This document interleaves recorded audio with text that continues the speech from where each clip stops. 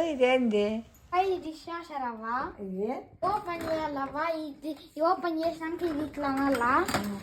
తర్వాత ఈ గ్లాసెస్ ఇక్కడ,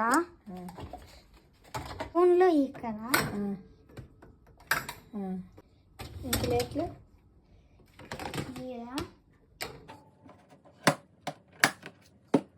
పెడతారా? ఇది ఇక్కడ, ఇది ఇది కూడా ఇక్కడ పెట్టచ్చు.